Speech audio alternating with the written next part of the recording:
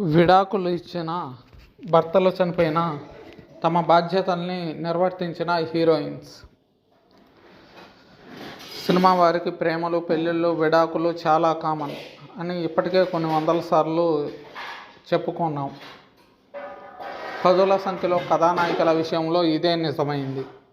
అందులో కొంతమంది కథానాయకులు ప్రేమించిన వారితో జీవితం పంచుకోవడానికి ఆరాటపడే కొంతమంది హీరోయిన్స్ కొన్నాళ్ళ తర్వాత వారితో వేగలేక విడాకులు తీసుకున్నప్పటికీ మరొకరిని పెళ్లి చేసుకోకుండా జీవితాంతం ఒంటరిగానే ఉండడం కూడా భర్తపై ప్రేమపై ఉన్న ఇష్టం లేదా అభిమానం కారణం కావచ్చు.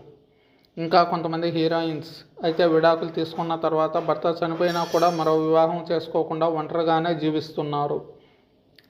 మరి అలాంటి ఒంటరి లైఫ్ లీడ్ చేస్తున్న ఆ హీరోయిన్స్ ఎవరు అనే విషయాన్ని ఈ ఆర్టికల్లో తెలుసుకునే ప్రయత్నం చేద్దాం.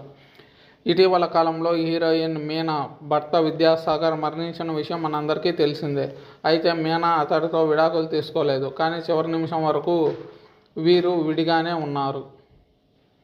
చనిపోయినా కూడా మీనా తన భార్య ధర్మాన్ని నెరవేర్చింది. అలాగే ప్రస్తుతం సింగిల్గానే ఉంటుంది. మరో పెళ్లి ఆలోచన లేదని కూడా స్పష్టం చేస్తుంది. ఇక తాజాగా హీరోయిన్ కళ్యాణి భర్త సూర్యకిరణ్ కూడా మరణించారు. వీళ్ళు గతంలోనే విడాకులు తీసుకుని విడివిడిగానే ఉన్నారు.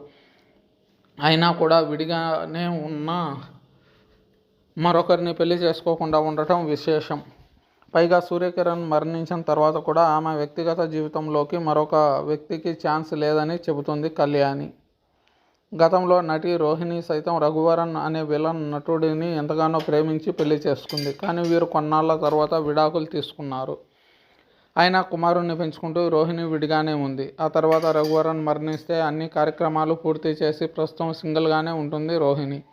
ఇక భానుప్రియ భర్తను కూడా కొన్ని నెలల క్రితం గుండెపోటుతో కోల్పోవలసి వచ్చింది. అంతకన్నా ముందే వారిద్దరూ విడాకులు తీసుకున్నారు. అమెరికాకు చెందిన వ్యక్తిని పెళ్లి చేసుకున్న భానుప్రియ కొన్ని కారణాల వల్ల విడాకులు తీసుకోవాల్సి వచ్చింది. కానీ భర్త మరణాన్ని మాత్రం ఆమె తట్టుకోలేకపోయింది. ప్రస్తుతం సింగిల్గానే ఉంటుంది.